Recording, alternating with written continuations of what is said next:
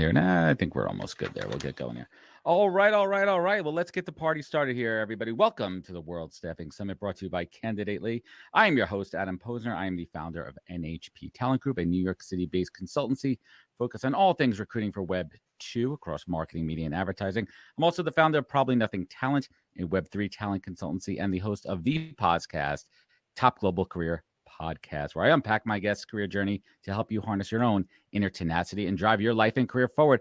I'm thrilled to welcome my panel today. The topic, the power of content marketing in recruitment. And I'd like to welcome my guests, Ginnette, Harvey, Marcus Sawyerr, Scott MacGregor, and the Joel Lalgee, all experts within the field of talent acquisition. So we're going to get this started. And normally I start with ladies first, but Ginnette's going with some technical difficulties. We're going to wait a moment for her to log in, and we're going to go left to right on your screen.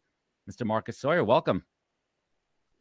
Thanks for having me. Great to be here and good to connect with you all. Good stuff. Quick high-level intro. Tell us who you are and what you do, my man. So I'm a person, human being. I spend the majority of my time in California, Oakland. I'm from London. I've been in the staffing and recruitment space for the last 18 years. I led digital transformation for the Adecco Group, buying, building, and investing in HR tech companies.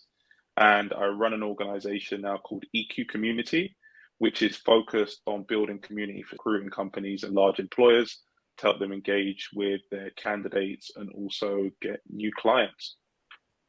Awesome. Good stuff. Mr. Joel Lalgee, good to see you again for the 100th time. Always good to see you. So my name's Joel Lalgee. I work for a company called Harvey. We are a Chicago-based staffing agency, kind of HR tech company as well, with some recent acquisitions. And I work closely with our CRO, really just on everything business development, everything content marketing for the agency, and happy to be here. Awesome. Good stuff. The legend, the GOAT, Scott MacGregor. Good to see you, man. What's up, guys? Great to be here. I'm Scott MacGregor. I'm the founder and CEO of Something New, which I started 8 years ago. Found out at 9 o'clock this morning that we won our 8th straight American Business Award for Innovation. Congrats. Pretty cool, 8 for 8. I'm also the founder and CEO of a community called the Outlier Project, and a 4-time author of a book series called the Standing O series, which is all for our charity. So great to be here. Thanks, guys. Fantastic. And when Ginnette joins us, we will get her introduction in there. She's having some technical difficulties. Scott, have you heard from her? Yeah, she said she can't get off. She's on, but can't get off, unmute, and camera won't load. All right, tell her, just text her and ask her if she could just click out of the screen and restart it. Okay, cool. Let's get started here, everybody. I think it's really important to define what, well, there she is. Let's pause for a second. Here we go. Timing is everything here. And last but not least, fashionably late. I actually was the first person to log on, just as an FYI. Yes, she was I like to make an entrance. So thanks for having me. I'm Ginnette. I've spent the last 17 years in recruitment, founder of Harper & Gray, which is a diversity recruitment company, and co-founder of Blockhouse, which is specialist within the blockchain ecosystem. Awesome. Good stuff. And I think it's important before we get started to really understand what content marketing means from each one of our perspectives. For example, I'm an in the trenches recruiter. Scott does a little bit in that now. Joel has different efforts. Ginnette has different PIs and targets, and Marcus comes at it from a little bit different angle. So I think it's important for each of us to really just quickly define what content marketing means in the realm of what we do from a day-to-day perspective. And I'm going to start with ladies first, Ginnette. Yeah, so for me, kind of really building a brand across 2 different areas. For the first thing for me is about content marketing is about developing and being part of a community. So it's really defining who that community is and how you intend to really add value. And I think that's the key to really having an engaged community, and being part of an engaged community is thinking about giving far more than you are taking. And I think that has a knock-on impact to any commercial objectives that you may have. And Ginnette, but let's talk about commercial objectives for a quick second there. What are those hard goals or KPIs with your content? And we're going to get into types of content and best practices in a little bit, but I think it's important that we start at the top and really just flesh out a little bit what each one of our goals are in content. Yeah, Yeah, for me, the high level goal is really about brand recognition. So if I think about the blockchain business that we're building, we really want to be synonymous for clients and candidates around blockchain recruitment. So part of it is about visibility, it's about creating that familiarity within the brand. And I think on the back of that, try not to really put KPIs in the business in terms of outcomes, because I really do think it promotes quite transactional thinking, which is the opposite of what we want. But the key thing for me is around consistency. So I show up as, in terms of personal content, every single day. And so that's kind of the key thing, is what are we putting out and how does it add value, and are we being consistent as a business? I love it. And Marcus, you are not a recruiter by trade. So talk to us, right? Correct. Talk to us a little bit around what content means to you. How do you define it? And what are some of those KPIs and high level strategic goals? Yeah, so, and just to provide a little bit of context, so the majority of my career has been on the sales side, then into product, and then into recruiting. So I've done all facets of it, but leading a business is slightly different. And for me, content, we build communities for companies to help them really engage, as I mentioned, with talent and clients. And our company is called EQ Community. So as Ginnette said, community is super important to us. But as far as content, I think content is about really providing people with some insights and also value that will allow them to take some kind of action. That's what I think about when I see content, and hopefully that's a positive action and helping people to think differently or doing something different. I think if we continuously provide value, the KPI that we've seen, and this was why we had the community, was generating referrals. People come back in, they say, hey, we saw what you were doing. I know someone that does this and this, whether that's a client or a candidate. And we have a real process around building that in for ourselves and also for other companies. I dig it, man. Joel. Well, what's interesting about Joel is, I mean, Joel is also, when I talk about Joel, he's a multifaceted content creator, and he's doing it specifically for his company, Harvey, and he's brought some best practices in there. Talk to us a little bit about the strategy that yourself personally, and also from a company perspective, as far as recruitment marketing. Yeah, I think I love what Ginnette said about the community aspect, because I think that's what content allows you to do, right? It allows you to scale like one-on-one interactions you could be having to just a broader group of people. So obviously you can't have 100 phone conversations in an hour, but you can have 100 micro conversations with people through comments, right? So it's not as in-depth as a conversation, but there's still a level of connection there. So I think I view content as that building community, but then also building awareness, bringing value, and then also bringing entertainment, which is, I think, probably the angle that I've seen the most, is like connecting with people, entertaining them, and I'm providing value that way. So I think there's a lot of different approaches you can take with content. I think you've got to know what your persona is as well. I think there's different personas online that people can take. For example, I'm not going to come out there as a thought leading CEO if I'm not a thought leading CEO, but there can be different voices that are equally as valuable. So yeah, I think it's realizing who you are and kind of who you want to be. And then, like Ginnette said as well, like showing up consistently and authentically, and making sure that what you're communicating online is the same as what you're going to have offline as well. So if you have a one-on-one conversation with people. That's critically important too. And last but not least, Scott MacGregor, and you certainly have a great presence on LinkedIn. You've been at the game for a while. You've been there, done that, seen everything. Also facilitating, curating amazing people through your Standing O series over there. Talk to us a little bit about your strategy when it comes to content creation across multiple channels. And we'll dig in with the next round of questions on specific channels. We'll hammer it. So to piggyback on what Joel said, I think of content as just communication at scale. And so our content strategy is twofold. It's to be known, to be recognized, to be visible, but it's also to be known for something. And in our case, it's people over everything, which is behind me. It's on my hat. It's kind of who we are. So the goal is really exposure and impact. We don't necessarily track KPIs on it.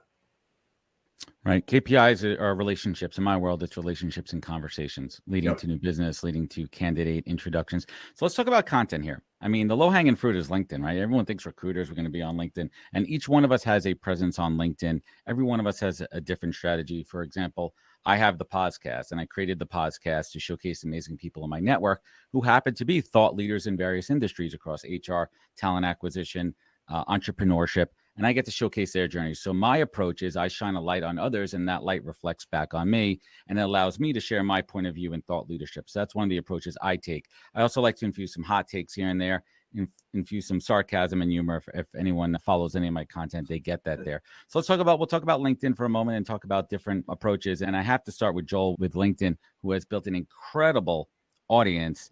And one of the things that I admire about Joel is, yes, he built a big audience with the memes. He brought them into his world. And I think that was the top of the funnel strategy that worked well. But Joel has some incredible, really insightful content on some of your long form stuff. So talk to us a little bit about the keys to your LinkedIn success kingdom. Yeah, I think it's evolved, right? Like I started creating content 3.5 years ago on the platform. And if you had looked at my content back then, I was pretty much just copying what I saw everybody else posting, which is kind of like inspiration, vulnerability stories. Definitely got really caught up in the vanity game. But I think as time has gone by, it's going back to that heart of like, what is content? It's connecting with people. So for me in recruiting, I look at recruiters. That's who I want to build an audience with. There's a lot of humor. We go through a lot of situations we can all relate to. So I've tried to make my content as relatable as possible. And so, yeah, but on the flip side too, I've got a live show that I do every week on LinkedIn where I'm interviewing talent leaders, people at startups who are running recruitment teams. And I think that approach has helped me just build relationships and also learn a lot. So again, it's multifaceted. It's like relatable content, relationship content, and then being able to have some more of that long form content with the live show, and just a great learning experience for me, honestly. Yeah, and absolutely love that approach there too. And we'll get back to TikTok in a minute here, but Ginnette has an incredible LinkedIn presence as well. Ginnette, what's your approach? What's your style? What has worked? What hasn't worked? Let's talk a little bit about your approach on LinkedIn and other platforms as well. Yeah, so I'll be honest with you. So quite some time ago, when I first started to build an audience on LinkedIn, there's so much to do on LinkedIn that I made quite a conscious decision that I was going to really go quite deep on one platform rather than kind of spreading myself thin over a number of them, right? So that there's definitely something to be said for if you're going to do it, if you're going to do something, do it right. And so my hope is to kind of move to other and see where there's crossover in terms of that audience. But the thing that I put 110% into is LinkedIn. And my strategy around LinkedIn is very much a kind of a bit of a content cocktail. So I think it's really about thinking about the different types of posts. So is you want to leave people feeling inspired, you want to educate people, you want to inform people, and really bring a blend of those different approaches. So I do a lot around image posts, blogs. I love the LinkedIn newsletters. I think is great for kind of building a really engaged audience. And then I've kind of took the approach around things like around podcasts, where I've guested on a lot of other people's podcasts, which I think is perhaps which I think is kind of a bit of an underutilized, right? Because you're tapping into it's arbitrage. Exactly. So yeah, so I'd say that sums it up. I love it. Everyone has a little bit different style of approach. Now, Marcus, talk to us a little bit about the work that you do creating content for your own personal brand as well, for your company as well. Yeah, so I think a lot of the content that I started creating was in-person content. So I spoke on stage a fair amount at different conferences, and then always used to say, hey, like, can I get a recording?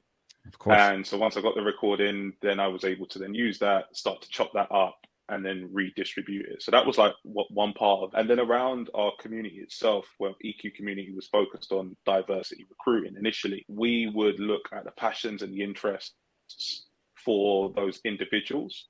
And so let's say, I don't know, you're in a technical role, a software development role. We didn't focus on that per se, or your job. We focused on crypto or something that was adjacent, but also orthogonal in a certain way where you could interact with that. So it was about bringing the passions and interests around candidates and letting them start the conversation. So there's kind of two strategies from my personal standpoint. Anything I speak on, try and get the content, chop it up, redistribute the best bits. and then for the audience, figure out what their passions and interests are, and then help them really kind of bring the best out of themselves instead of feeling like they've got to be in a uniform every day. Yeah, I love it. And I think the common thread here is audience engagement at different levels. There's certain forms of content that are less engaging, certain forms are more engaging, depending on how you position it. Scott, talk to us a little bit about your preferred platform and some of your best practices. Yeah, definitely LinkedIn. Think of it as an opportunity to soften the beachhead, to turn relationships into friendships. That's where we met. We all met. Yeah, 100%. The content strategy is keep it real. I think that's what works best. Have an opinion, give a slice of life. I mean, I always refer back when people are struggling with content. I always tell them, think about the most popular TV show maybe in television history was Seinfeld. Seinfeld was a show built around nothing. It was really built around just a slice of life.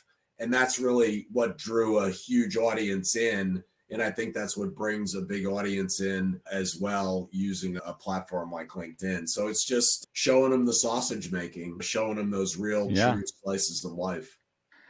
Well, I think it's interesting too. We're talking a lot about how we put our own brand out there and our company's brand out there, but let's talk about top of funnel for those of us that are in the trenches with day-to-day recruiting. A couple of us on here right now. How do you use LinkedIn specifically, or other forms of content, whether it be Instagram, Twitter, TikTok, for candidate attraction? I want to start with Joel on this one. If you could talk for a minute, how has TikTok helped you with your own brand and candidate attraction?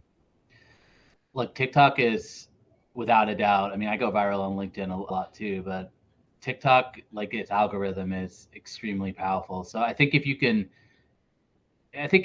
with candidate content, I always look at it as like, you got to be relatable to candidates. All right. Like with clients, you got to provide value, because no one's going to want to work. You can be relatable as you want, but if you're not providing value, clients aren't going to work with you. But candidates, they're attracted to relatable content. So like humor, something different. Like if you want to show your company culture, we've all seen the career videos after career video after career video. But if you add some humor in there, you show a slice of like humanity and authenticity, it goes a long way. So I think for me, like TikTok, number one, you got to get this idea out of your head that it's like just kids dancing. Like it's really not. Like I think it used to be like that in 2019 when I originally started, but it's just transitioned. User base of my audience is like 25 to 44. That's 90% of the people who view my content. And so, yeah, it's been just amazingly powerful. What I would say about TikTok is I think you got to experiment. You got to figure out like what resonates with people. But that's the same with LinkedIn as well, right? Like with any content, you've kind of got to have that balance of being yourself, putting a message out, and then kind of figuring out what resonates with the audience, and then starting to build off of that. So it just takes some time, but yeah, it's powerful. Like just to give some context too, like LinkedIn, I think about 170,000 followers, and my profile views over 90 days, it's like 70,000 views. TikTok, in 60 days, I get 330,000 profile views. So it's just is it the right audience? So that's the question though. Is it the right targeted audience, right? Because your followers per se are within your bullseye or within your range. Are they the same? Is it the same value, right? Are those targets the same value?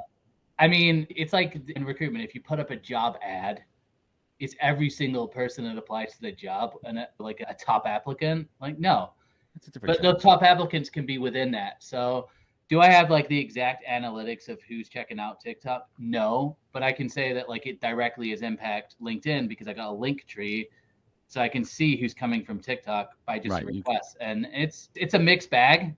It's not 100% dialed in, but I think that works. And you've got to just keep on dialing everything, right? Like and you know that with content, it's dialing, it's learning. You got to close the aperture. You got to try it out there. And we're going to get to that in a minute. We're going to talk about what doesn't work too, but I want Ginnette to have an opportunity here to speak from a candidate attraction standpoint. What have you found to be the most useful and valuable channels and approaches specifically for candidate? Mm-hmm. Yeah, I actually just wanted to add something to the TikTok discussion. Although it's not a platform that I've dived into, I've done quite a lot of research around how it can be useful within recruitment. And the couple takeaways that came from that for me were, number one, to really actually focus in on quite a tight niche within TikTok, because the platform itself is going out of its way to find an audience for you, which I think is it's very different in terms of the algorithm for TikTok than any of the other platforms. So I'm definitely going to be tapping you up on your strategy, Joel. It sounds awesome, but I think that'll definitely be something that I'll be kind of keeping in mind to make sure that the work kind of goes in the right place for me. To your question, Adam, I think for me, I think about my strategy with candidate engagement on LinkedIn being around character. I think about who would I want to entrust one of the most important decisions of my life with, right, which is my career. And if you think about one of the things that reputationally we're constantly having to come up against as recruiters is around our integrity and our professionalism and how we're always going to defending it. Yeah, how we're going to treat people. So aside from adding value, I really do with informative content, I really think about, I want people to know who they're working with. And so even if it's not directly relevant to the job search, I want people to know from a character point of view, this is the type of person that I want to work with. And that's actually really helped me massively from a referral standpoint. I mean, I think You're a magnet. 50% of my business client and candidate just comes from LinkedIn for me. 100%. And it's just, I think a big piece of that is just showing who you are. Let's talk about this for a moment here, and I want to point this part to Scott because I think he really is a champion in this area. The reason that most folks give recruiters a bad rap and lump us in with the used car salesman of the world is because there's a lot of bad recruiters out there that give us good ones here or in the industry a bad name, and that's a real problem. And I think Scott MacGregor is an absolute champion at highlighting not just recruiters, but people in general, amazing people. But when it comes to recruitment, Scott's a legend, has been in the game a long time. Scott, what can we do? What are you doing? I mean, I don't know if it's a direct strategy, but to show the good side of our industry and what we do, what the good ones like us do well. How do you highlight them?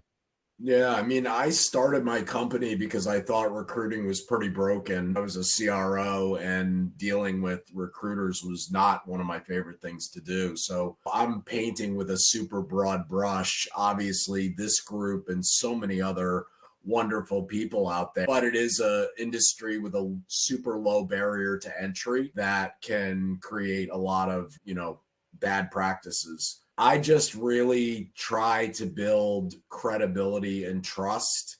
And I know that if I have a tremendous amount of credibility and trust, and that's based on the people that they see me interacting with, the quality of those people, the people that are engaging with my content, the way maybe I'm supporting other people, that credibility and trust is going to draw a lot of people to us. And then when they have the experience and they understand that we're never trying to put a square peg in a round hole, we're always just looking for alignment. To me, that's the only thing I tell candidates all the time. We only care about alignment. That's it. Yeah, that's really well said. And Marcus, don't worry, I didn't forget about you up on the top left of Hollywood Squares over here. Your thoughts on what formats are just crushing it for you guys? And let's talk about email too. If email is a good format for you too, email is content marketing. It absolutely is. And I use email marketing to kind of curate all my different channels into one to my list. It's targeted, it's opt-in. I've really actually put a lot of effort into it. Talk to us a little bit about some of the things tactically and from an execution standpoint that are working. Let's lift up the hood. Yeah, I would say the most successful kind of pieces of content that we created have come from peer-to-peer interactions. So hosting mini roundtables. So it's a bit of a lift, but once you get some peers that are talking about a topic like this conversation, as an example, and you can then take the best bits out and then reuse that and leverage that, that's been key for us, and especially looking at video format as a baseline. So I think before it was like, oh, do you want to create a blog? And then you got to start from scratch when you create a blog. And then it's like, well, now you can start and create a video with all the tools that there are within AI. You can download so many self-service tools. The audio, use it for audio. You can use it for obviously the live video, but then also summarize that as well. So the things that we've been doing is hosting a lot of consistent events that we think people will be interested in and being part of. And even like, so you've had worst case scenario, even if 2-3 people show up, you have a conversation with 2 or 3 people, you can leverage that content and use that, and then content pyramid. Leverage it. So yeah, so it's all about conversations, authentic conversations that drive engagement around some I think topics that you have an indication that people are interested in, at least, and then you start to build your audience from there. That's what's really started to work for us. I love it. And I think everyone needs to understand the content pyramid, because that really kind of defines everything that we do here. Take this show. We're going to get the recording for it. I'm going to turn it into a podcast. I'm going to turn it into individual pieces of content. I'm going to share it with my panel here. Each one of them are going to share it out. They're going to connect to Candidately. It's going to spread the word about them. It's going to reflect back on us. And you could turn key notes, key phrases out of that into tweets, Instagram. There's a million different things you could do here. Scott, you're a big proponent of email marketing. I get it as part of the Outlier project, and I assume you do for your own business side as well there too. Talk to us a little bit about some of the successes with email marketing, and maybe a couple things that folks have to look out for that have been fail traps. Yeah, I mean, we actually don't do a ton of email marketing. We've never sent out any mass emails. I mean, we do people that are in the Outlier project, but we're really not, for something new, which is my recruiting firm, we really don't use it at all. So as a matter of fact, we've never sent a mass email and never made a cold call in 8 years. In terms of to clients, do we do that with candidates? Absolutely. I mean, we're calling and emailing candidates all the That's time, a business, but not en masse. So all of that, I mean, we like to do things in kind of an offbeat nature. We do things that seem unscalable, and that works for us. So anything that is unscalable that I know other people are either going to go, that's stupid, or that won't work, or I can't scale it, that's probably what I'm going to try to do. That's tremendous. So let's talk a little bit about what hasn't worked and trial and error and trying different things. I know I'm struggling on Instagram. I'm trying to make things work there. I'm putting more effort into TikTok. I've hired my 10-year-old daughter to be my TikToker creator in chief. She's absolutely incredible at it and starting to see that. But it's important for us to experiment and try different channels. And I'm kind of with Ginnette too. I've kind of doubled down on LinkedIn and focus on that. Marcus, talk to us a little bit about something that hasn't worked for you, personal brand or for the organization. Yeah, you're going to need a whole show. But I'll try. Pick the worst. Yeah. The worst. I mean, skywriting. Skywriting is not a good method of content creation, right? Yeah, exactly. Do you know what? I'm going to say two real things that probably people are going to start trying, that they can try, but they're going to get bad results. One is just sharing links. Link sharing, that is not valuable without any perspective, right? So I think a lot of you could share links across your company and to other companies so people could see an article, but without any perspective or any view on that, it doesn't add any value. I think what we're going to start to see the rise of is people using a lot of the AI tools and then creating some content and then just posting it. That what you're going to see is that there's going to be a whole bunch of fake news and inauthenticity just flooding the zone. But I do think there's significant value in it if you use it right. So if you know your domain and you know an area and you need it to, it's like how people use Grammarly, you need it to kind of touch things up. I think there's huge value in that. So yeah, those are just some things I'm saying, just don't link share for the sake of link sharing. Yeah, it doesn't work. And side note on Grammarly, Grammarly's been a game changer for me, but there's a really cool part about Grammarly, not just the grammar part of it, but there's also a sentiment tone indicator. So if you want to come across more confident, more friendly, more optimistic, it tells you that, and you get great reports in that. And it's really helped me. I'm a speller, and this has been a complete game changer. Ginnette, what hasn't worked? So I'd say trying to do it all. So I think it's one thing to do if you're active and engaged around your personal channels, to then manage the business channels as well on top of that. It just becomes very unmanageable. And for a while, I went from being an executive at this huge company to then being in startup mode. And so you sort of really evaluate the cost of everything, but there's definitely a great ROI in terms of engaging someone consistently around the brand channels, so kind of figuring that piece out. And then I did a few other things around engaging on things like LinkedIn Live, and as great as they were, because you had to constantly integrate the external tool, it just took too long. Agree. And so I think it's a game changer when you now see that LinkedIn is integrate a lot more stuff native with the tool, right? So we don't have to be connecting to all these different kind of third-party systems for even things like scheduling. So I see that as a really big improvement. But up until this point, it was a real time suck. And I do, especially when we're all here talking about content, it's not our day job, right? Like we actually then have a No, whole it, other it becomes set a day job quickly if you don't if you yeah, let it get away from you, and that's why you have to outsource when you can for exactly. certain things. Exactly. Interesting. Scott, I'm going to give you a minute to think about this one. I want to talk about the use of publishing a book as a content tool. I'm going to give you a second to think about that. But Joel, what hasn't worked for you? Honestly, Joel, what hasn't worked for you? This dude goes on TikTok and within a month he's crushing it. What hasn't worked for you? It's been like 4 years. Twitter? Like, do you suck at Twitter? Like, where are you? No, look, I spent the whole of 2021 like coaching recruitment teams on how they could build personal brands. So That's your bread and butter, man. Yeah, and it's like honestly, I'll say like what I've seen like just not work for other people, and it's really simple. Like people just give up really quickly, and I think like it's the same with anything, right? Like you start a business, 90% of businesses fail. You start in recruitment, a bunch of recruiters fail. It's consistency and being able to work through the tough times. And with content, the tough times are you're not getting the reaction. You feel like you're spinning the wheels. You feel like nobody's listening, but you really have to stick in there for a long, like content is not an easy fix or an easy solution to business development.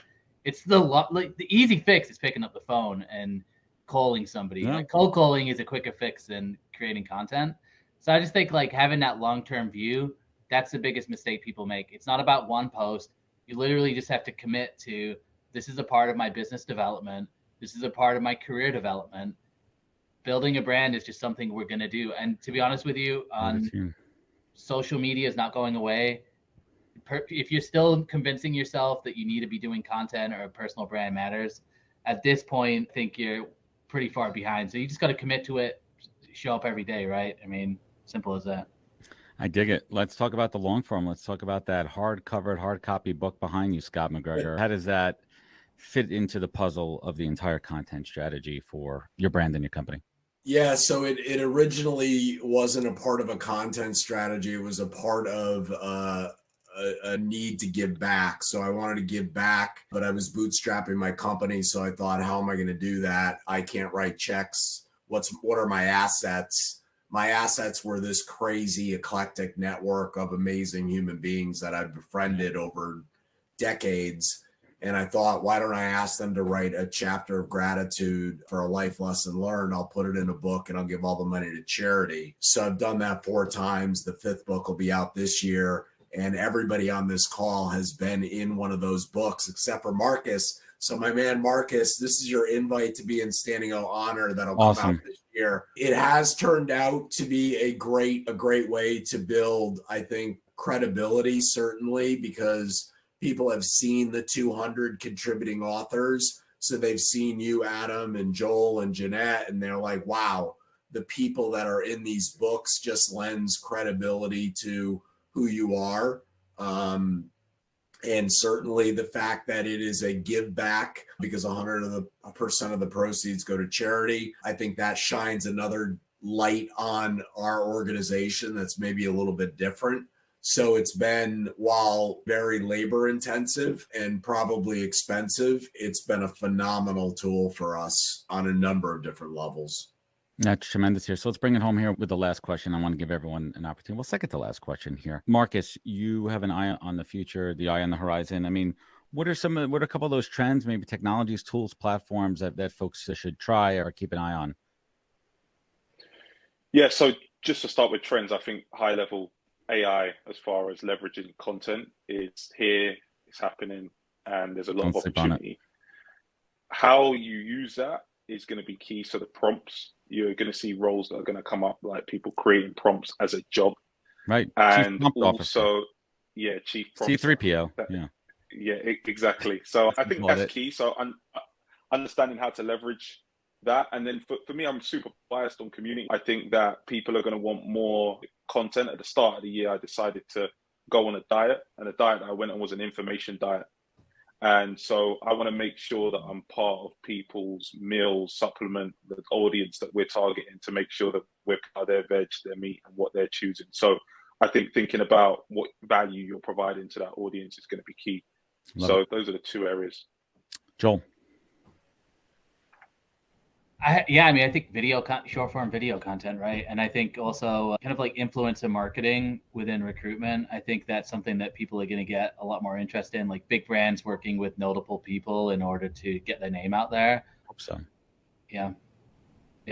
Ginnette? Yeah, so something that Joel said really resonated with me around if recruitment companies are just starting to think about this now, so behind the curve, and so sort of got to embrace the basics, because I actually really think with the emergence of Web3, this is going to look totally different. So the fundamental shift to people beginning to own their data, I think over the next few years, what that's going to mean, and essentially kind of taken a lot of power away from the big platforms. So we're talking right now about building these audiences. We're building on rented land, right? Because I was going to say, you don't own the platform. You don't own your audience on it. Take it offline.